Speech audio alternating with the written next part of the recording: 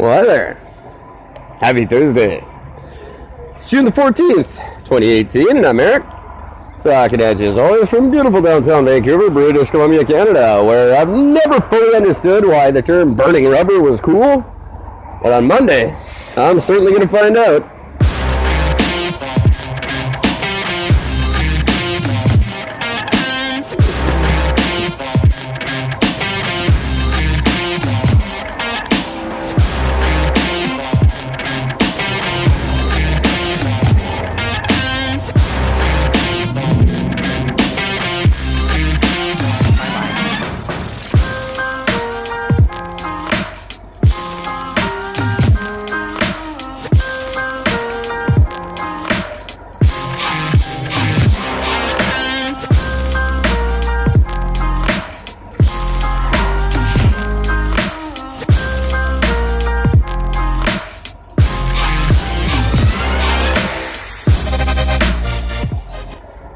Right, everybody. When I was growing up, the term burning rubber was really cool, and I didn't really get it. And now that I do get it, I don't really care because I'm not a car guy. But starting Monday, I'm taking burning rubber to a whole new level. Because I got myself a job today. All right. As a supervisor at a rubber recycling plant. Recycle tires into playground equipment. Yep, that's a thing they do now. So good. I will be back to doing what this show was initially started to be about, which was complaining about my job. So there'll be a whole lot of that starting again next week, I'm sure. Especially because the new job is on Annacis Island, which is a giant pain in the ass to get to, and even more of a pain in the ass to get off of, and generally just a pain in the ass in general. It's a stupid, useless island, and I'm really looking forward to my new job there. That's true, I am looking forward to going back to work. It's been way too long. Alright, on with the show. My name is Jeff. I've been waiting now for just about an hour for my new friend Monty. For those of you who did not listen to Gordon and I on Anchor.fm last night, about halfway through the episode, a gentleman approached me here on the street and introduced himself, said he was a fan, said he liked the show, and asked would I meet with him at my convenience and counsel him. He is going through a rather difficult time in his life and wanted someone to help him with it, and he chose me. Wow, I'm very, very flattered and very intimidated by the idea of trying to help someone else with their problems. Although, is it just me, or are we always better at giving advice than we are at taking it? You know? Maybe I could help this guy. I have no idea. He was a very, very addicted person and was shoplifting and stealing from people to support his habit, and no longer wanted to be that way. He's trying to reform himself. He's having a difficult time with it, and asked if I would help him. My God, what a thing to be asked to do. I really genuinely hoped I could help him. I made arrangements to meet him here tonight, and doesn't look like he's going to make it. So, Monty, if you're out there, if you're listening, I hope you're okay, buddy. I will leave a note at the place where we said we would meet, and I hope to hear from you. Anytime you feel like reaching out, I'll be here for you. On that same note, I don't know if we'll be hearing from Gord tonight. Great conversation with him last night. I love it every time he's on the show with us. It's just absolutely stimulating and fun and interesting. He brings a whole new level of thought to the show that it desperately needs most of the time. So, thank you, Gord. I really hope to hear from you tonight, but if we don't, we'll hear from you next time. My name is Jeff.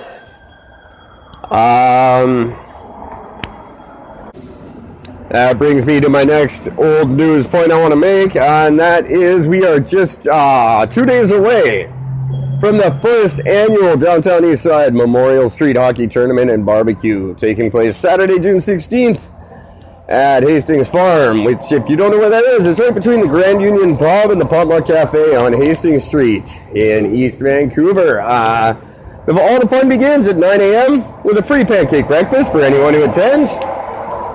And after everybody's all fueled up on pancakes and all the good stuff that goes with them, the 4-on-4 co-ed teams take to the asphalt for the most exciting thing to happen to hockey since hockey happened.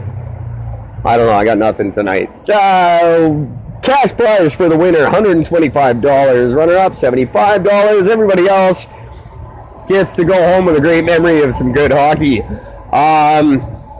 3 p.m.-ish, there's a free barbecue for everyone who's still there.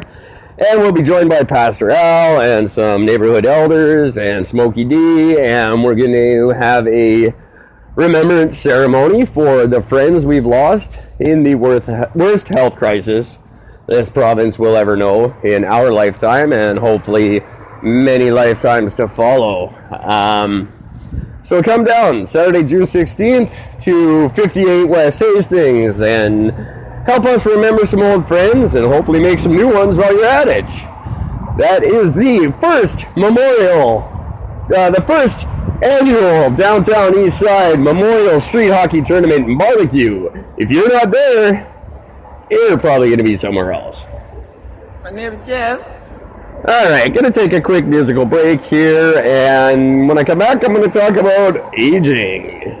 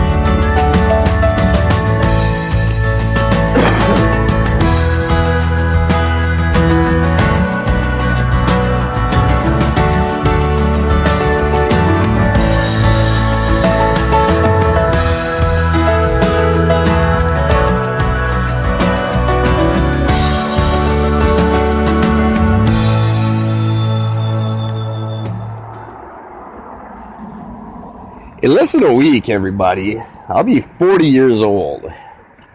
That's the landmark of perceived maturity. That's the top of the hill, if you will.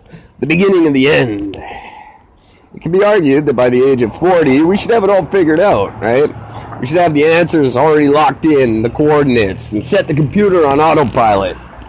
Cruise through to retirement. Do you know anybody who actually has it all figured out? Do you know anybody who's even a little bit of it completely understood? Is it just me, or are people our age as lost and confused, as frightened as we've ever been? Some of us more so than ever, because all the anxieties we've struggled with for the last 20 years or so are now accompanied by the physical complications that begin appearing as we approach what most very optimistically refers to as middle age. Some of us believed we had all the answers in our 20s. We got the insider tip. We took a glance behind the curtain and prepared ourselves for a smooth succession of IKEA trips and wine tastings and arguments about toilet seats and tub drain hairs. Personally, I had it all figured out at 22. Or at least, what has conventionally been served to us as we're supposed to consider having it all. You know, I had the home, the car, the wife, the job, the developing ulcer, the constant stress about taxes.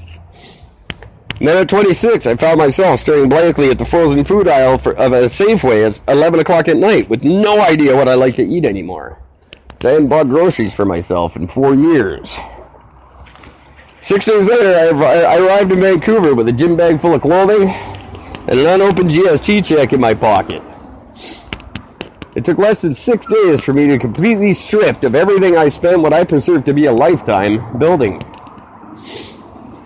I have some very close friends divorcing this year. A 19-year-old union over quicker than it began.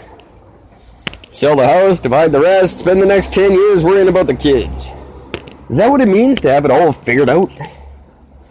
I don't think any of us have really figured out what it is we're all supposed to have figured out. I find it increasingly difficult to accept that our entire reason for being is to pound out a couple of kids and spend the rest of our time buying shit until we die. I really don't want that to be the point. I can't accept that. I really can't. Perhaps my reluctance to come to terms with the truth is the reason I am where I am today, and not where I think I should have been, or where I even believe I could have been. If you believe you have any answers, please indulge me. I could use a little help attempting to normalize my thoughts nowadays. At any rate, these are my thoughts about my upcoming birthday. It falls on a Monday this time. I'll most likely be working and sleep through it. Hopefully. If you can find something missing about the day, there would be a reason for me to celebrate. Please send me an email. Maybe it's me42@gmail.com. Or better yet, give me a call on my birthday, 604-655-9630. Leave a message for the show. Thoughts about aging? Share them with me. Are you as happy about it as I am? The tail end of Gen X is now a bunch of old bastards. What do we have to show for it? Have you figured it out?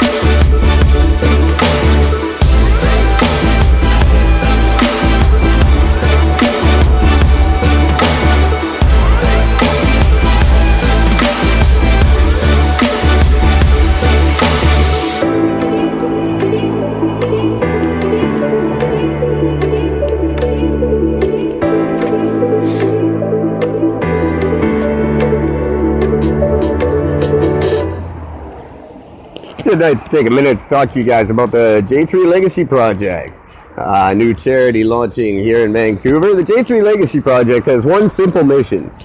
That's to ensure that every child in British Columbia who has a desire to learn, play, perform, compose, practice, or just listen to and enjoy music has the ability to access all the resources they need to explore their potential, discover their talents, and realize their dreams. J3 Legacy Project has teamed up with like-minded community members in forming a comprehensive online resource guide where parents can discreetly go and request assistance for whatever it is their child needs.